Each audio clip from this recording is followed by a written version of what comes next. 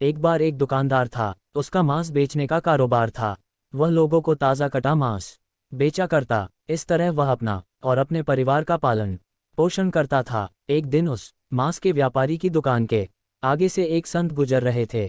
उन्होंने उस व्यापारी की दुकान की तरफ देखा तो वह तुरंत वहां गए। उन्होंने व्यापारी से कहा, तुम ये क्या कर रहे हो? तुम पातकी हो, ठाकुर से मांस तुलवा रहे हो। उस संत की बात उस दुकानदार की समझ में नहीं आई और वह बोला, मांस तो मैं तौल रहा हूं, फिर ठाकुर कहाँ से दिखा दे गए तुम्हें? दुकानदार की इस बात पर संत ने कहा, देखो तुमने मांस तौलने के बाट की जगह सालिग्राम जी को रख रखा है। तुम सालिग्राम जी से मांस तौल रहे हो। ये बात सुनकर दुकानदार हैरान रह गया कि यह तो मैं पत्थर समझकर उठा लाया था, मुझे पत्थर ही लग रहा था। ये सालिग्राम है, इस बात की समझ मुझ जैसे अज्ञानी को कैसे होती भला? उस दुकानदार की आंखों से अश्रु बहने लगे और संत के पैर में गिर कर अपना पश्चाताप करने लगा। संत ने कहा, ये सालिग्राम को गंगा जल से धोकर मंदिर में पधरा आओ और प्रभु से माफी मांग लेना। संत के जाने के बाद उस दुकानदार ने स्नान करके सालिग्राम जी को गंगा में स्नान करवाकर मंदिर के प्रांगण में रख दिया। खुद भगवान से प्रार्थना करके माफी मांगने लगे, हे प्रभु, मैंने अज्ञानतावश आपसे मांस तुलवा लिया, इसलिए आप मुझे जो सजा देंगे मुझे मंजूर होगी। वह दुकानदार यह सोच कर कि वह कितना मूर्ख है कि भगवान से ना जाने कितने सालों से मांस तुलवाता रहा और प्रभु कितने दयालु है कि उसके घोर अपराध करने के बाद भी उसे वह उसके परिवार के भरण पोषण करते रहे। अपनी ग्लानिवश उसने ये निर्णय लिया कि ताउमर वह अब प्रभु भक्ति करके अपने पाप से मुक्ति पालेगा।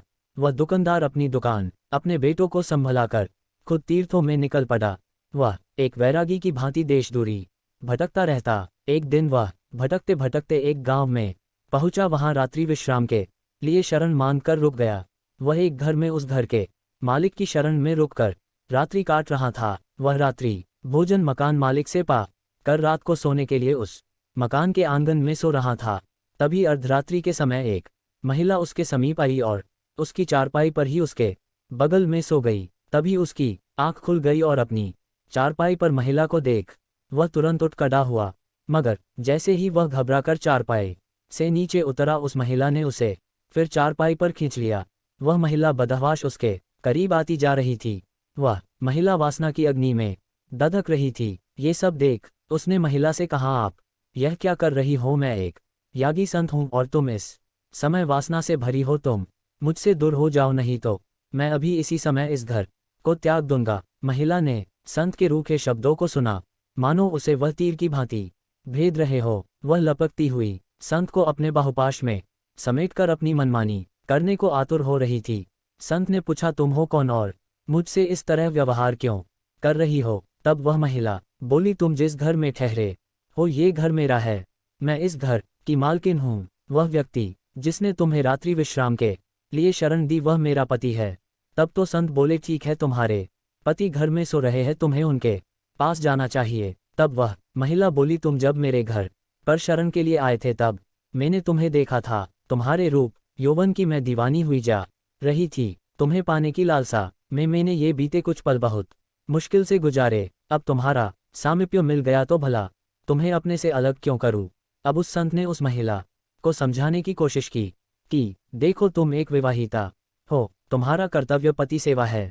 ऐसे में तुम मुझ जैसे वैरागी को पाना चाहती हो, यहाँ तुम्हें शरण नहीं मिल सकती। तुम्हारी जगह अपने पति के पास है, जाओ, लौट जाओ अपने पति के पास।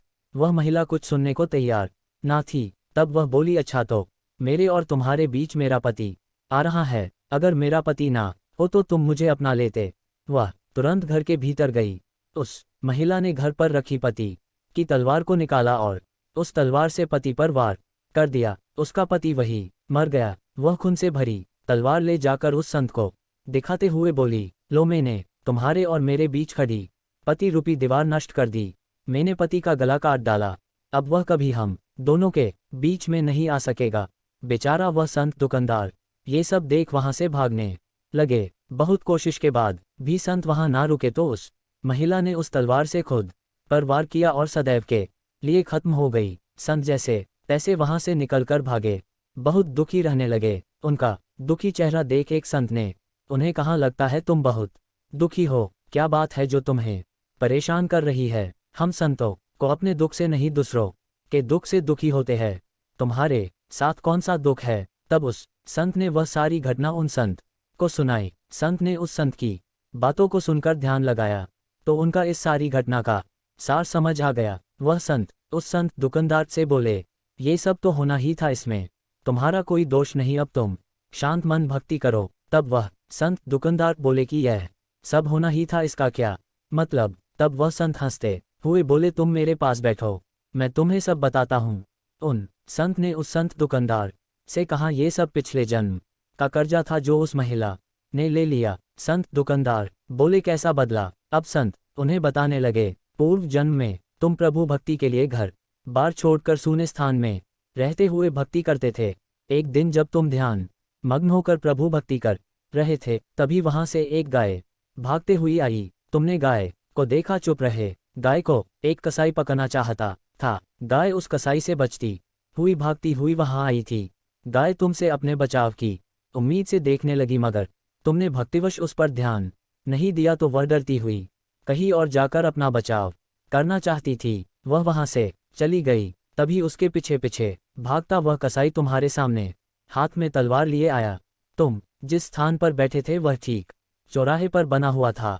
वहां से 4 मार्ग निकलते थे, इसलिए कसाई वहां रुका। उसे समझ नहीं आ रहा था कि वह गाय कहाँ गई। चारों तरफ नजर दौड़ाकर वह कसाई तुम्हारे पास आया और तुमसे उस गाय के बारे में पूछा कि तुमने किसी गाय को यहाँ से भागते हुए देखा है? तुमने उस कसाई की तरफ देखे बिना बंद आंखों से ही उस रास्ते की तरफ हाथ कर दिया जहां वह गाय भाग कर गई थी। वह कसाई तुम्हारे इशारे को देख उसी रास्ते पर चला गया जहां वह गाय भागती हुई गई थी, और उस गाय को कसाई ने अपनी तलवार से मार दिया था। अब वह संत दुकानदार हैरान होकर उन संत से बोले, उस गाय वह कसाई से मेरी इस घटना का क्या वास्ता? संत हंसते हुए बोले, हाँ, उस घटना से ही तुम्हारी इस घटना का संबंध है। क्या तुम जानते हो वह मकान मालिक व उसकी पत्नी पूर्व जन्म में कौन थे? अब वह संत दुकानदार विस्मित से होकर देखने लगे। संत ने उन्हें आगे बताना शुरू किया, वह जो मकान मालिक था जिसने तुम्हें रात्रि विश्राम के लिए शरण दी थी, यह पूर्व जन्म में एक कसाई था। ये कसाई था जिसको तुमने गाय का मार्ग बताया था। इसी तरह उस मकान मालिक की पत्नी वही गाय थी जिसका उस कसाई ने कत्ल किया था। वह गाय जब शिकारी द्वारा काटी जा रही थी तभी वह मन ही मन तुम दोनों से बैर भाव रख गई। बस बदले की आग में दूसरे जन्म में बदला ले लिया। उसने उस कसाई जो उसका इस जन्म में पति था उसी तरह तलवार से मार दिया जैसे उस कसाई ने गाय के तलवार से काटा था। तुमने कसाई को उसका गाय मार्ग बताया, इसलिए वह तुमसे इस तरह व्यवहार कर रही थी। ये सब जन्मों के खेले किसकी समझ में आते हैं? इंसान अपने बुने जाल में ही उलझा रहता है और दुखी हूँ मैं दुखी हूँ दुख का रोना रोते रहते हैं। दुख सुख हमारे अपने पूर्व के जन्मों में बोए गए बीज है जो इस जन्म में आकर काटते हैं। रे मन अधीर ना हो, ना दुख सदा रहा, ना सुख सदा रहेगा। दुख के बाद ही तो सुख आता है और सुख के पीछे दुख भी छुप कर बैठा होता है जो हम